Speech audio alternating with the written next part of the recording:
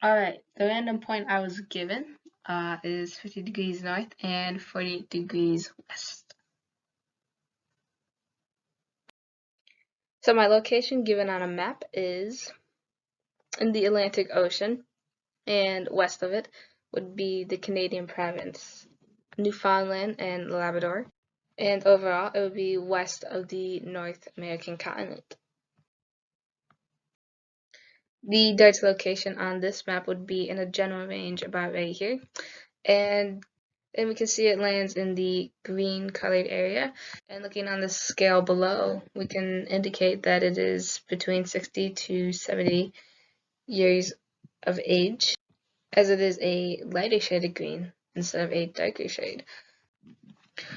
Also, given that it is close to a divergent plate boundary, as we can tell because the red on the scale indicates that the crest is a younger type of crest, about only a decade to 2 decades old.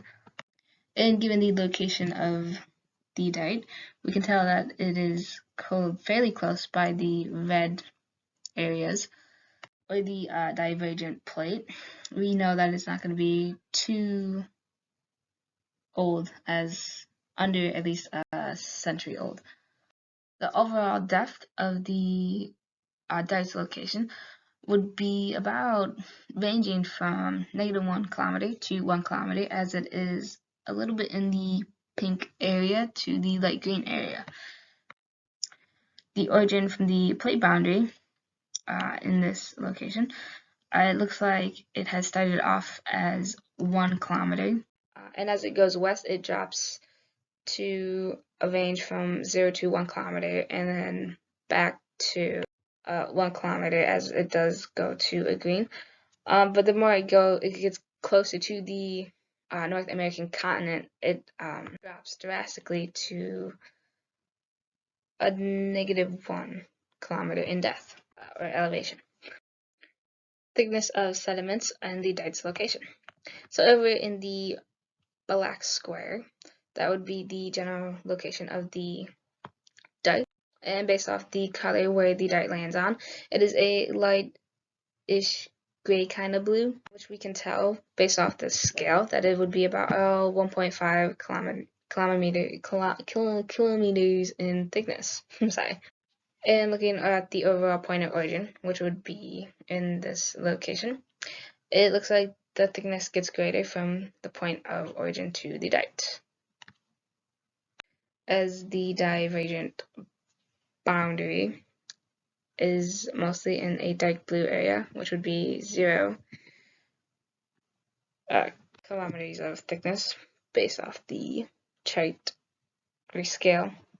And the type of sediment in the dike's location, represented by the black rectangle over this way, falls under an orange color, so we conclude that it is a terraneous type of sediment, which terraneous includes sandstone, shales, and mudstones.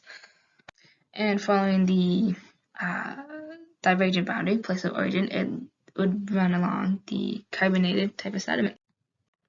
So given the location of the general location of the dike,